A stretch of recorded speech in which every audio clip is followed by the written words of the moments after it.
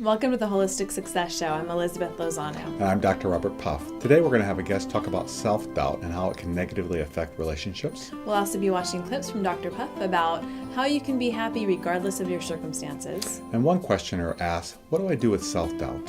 And then we'll be answering another viewer's question about how to not let anxiety get the better of you. Thank you and welcome to our show. Thank you.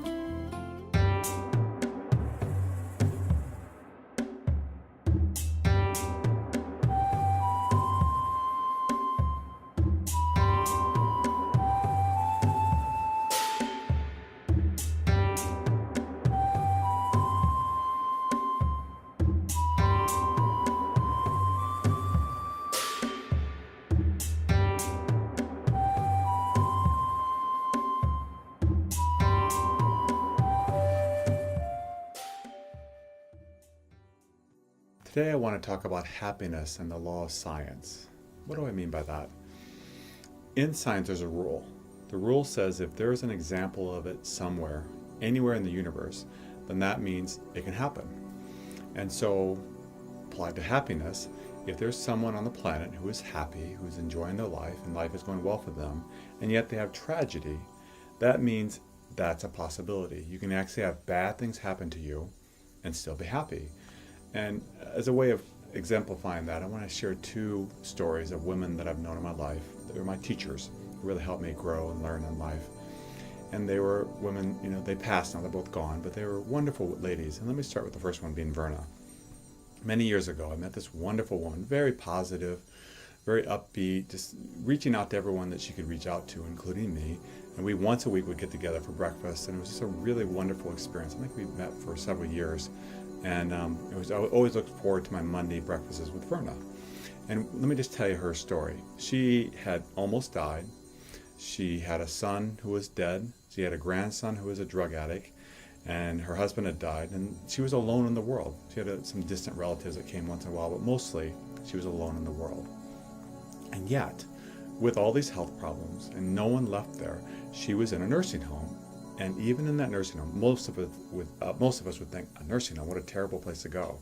And she did not see it that way. She said, I'm there. God kept me here to reach out to the people here. And that's what she did. She would go around just being very positive, very loving. I mean, everyone loved her there. And she was just one of the most wonderful persons I've ever met in my life. Because even though I doubt there's a viewer out there that would trade places with her, she found her life to be replete with joy, happiness, and a lot of that came from her loving others. I mean, everyone really loved this woman because she was so positive, even though she had all that tragedy. And getting back to my original premise of, if science says someone on the planet can do this, then that's a possibility.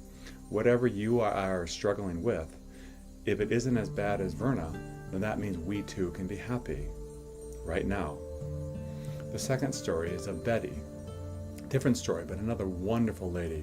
What had happened to her, she had almost died when she was 30. She actually did die, and they resuscitated her.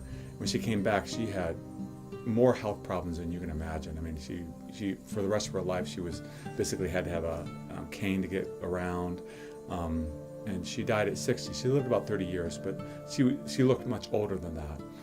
But again, one of the most magical, wonderful women that I ever met in my life.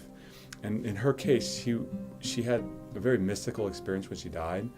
And so when she would meditate, so often those mystical experiences came back to her, and she would just see the joy and beauty in everything, and she would have the most magical experiences because we meditated together, her and I, and a small group would get together and meditate. That's how I get to really know her heart. And even though she had one son who lived in another country, and she had no one else, she reached out. She was very actively involved in a church, helping out there, volunteering.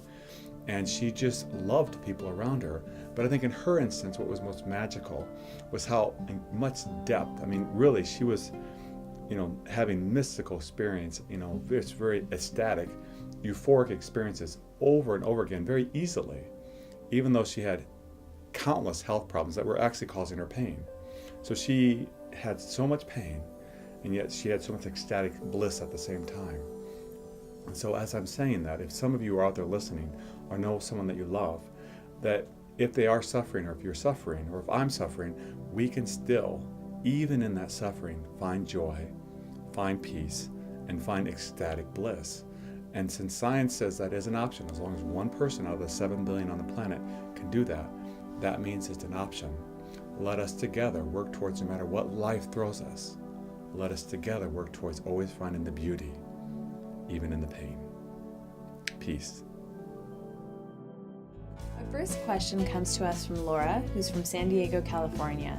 And she asks, how can you overcome self-doubt and fear to start a new career on the right path of positive thinking and self-assurance? Are there any daily meditations or thought exercises? Good question, of course. And a lot of people are struggling with that right now. The thing you have to think about is, first, what are you thinking? What's going on inside of here? If there's negative talk and you're not aware of it, it will create effect. It will affect you, will affect the people around you, and you may have a much more difficult time getting a job.